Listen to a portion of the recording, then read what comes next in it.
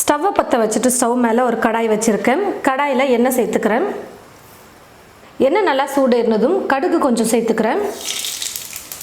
1/4 spoon சீரகம், 4 பெரிய வெங்காயம் எடுத்து நல்லா பொடியாக கட் பண்ணி வச்சுருக்கேன், அதை சேர்த்துக்கிறேன். கொஞ்சம் கருவேப்பிலை சேர்த்து எல்லாத்தையும் நல்லா வதக்கிக்க போகிறேன்.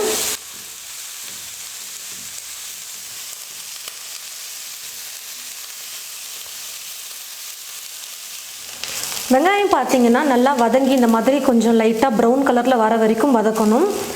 இப்போ இது கூடவே 1 ஸ்பூன் அளவுக்கு இஞ்சி பூண்டு விழுது சேர்த்துக்கிறேன்.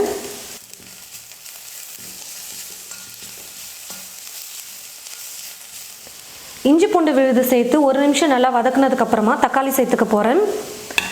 6 தக்காளி எடுத்து நான் கட் பண்ணி எடுத்து வச்சுருக்கேன். இப்போ இதை சேர்த்துக்கிறேன்.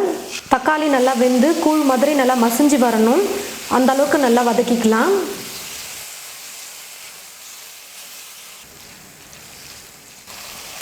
சேர்த்துருந்த தக்காளி எல்லாமே நல்லா வெந்து நல்லா வதங்கி வந்துருச்சு. இப்போ மசாலாலாம் சேர்த்துக்கலாம். 1 ஸ்பூன் வெறும் மிளகாய்த்தூள் சேர்த்துக்கிறேன்.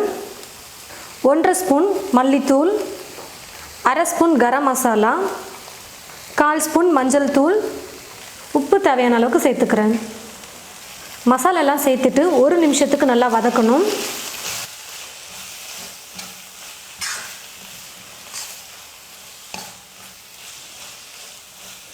மசாலாலாம் சேர்த்து 1 நிமிஷம் நல்லா வதக்குனதுக்கப்புறமா தண்ணி தேவையான அளவுக்கு சேர்த்துக்க போகிறேன்.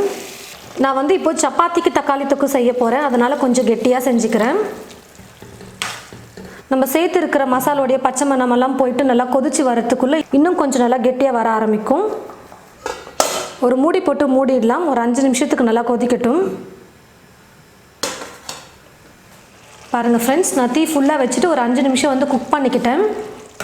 அப்பப்போ மூடி வச்சுருந்த பிளேட்டை எடுத்துகிட்டு கலந்து கொடுங்க, இல்லைன்னா அடி பிடிச்சிக்கும். இப்போ 5 நிமிஷம் நல்லா குக் பண்ணிக்கிட்டேன். இப்போ ஸ்டவ்வை லோ ஃப்ளேமில் வச்சுட்டு 3 நிமிஷத்துக்கு நான் குக் பண்ணிக்க போகிறேன்.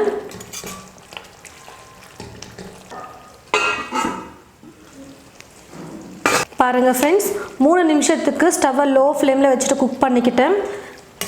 நம்ம எவ்வளோ தண்ணி சேர்த்துருந்தோம், ஆனால் எல்லாமே ட்ரை ஆகிட்டு நல்லா கெட்டியாக வந்திருக்கு பாருங்கள். சப்பாத்திக்கு தொட்டு சாப்பிட்றதுக்கு கரெக்டாக இருக்கும். இப்போ நான் ஸ்டவ் ஆஃப் பண்ணிக்கிறேன். இது போல் நீங்களும் உங்களுடைய வீட்டில் சப்பாத்தி, இட்லி, தோசை எல்லாத்துக்குமே இந்த மாதிரி தக்காளி தொக்கு செஞ்சு பாருங்கள். சாதத்தோடு பிசைஞ்சு சாப்பிடுவோம், ரொம்ப டேஸ்டியாக இருக்கும். ட்ரை பண்ணி பார்த்துட்டு எப்படி இருக்குன்னு மறக்காமல் கமெண்ட் பாக்ஸில் கமெண்ட் பண்ணுங்கள். இந்த வீடியோவை மற்றவங்களுக்கும் ஷேர் பண்ணுங்கள். இது போல் நிறைய ரெசிபீஸ் பார்க்க இந்த சேனலை மறக்காமல் சப்ஸ்கிரைப் பண்ணி வச்சுக்கோங்க. தேங்க்யூ.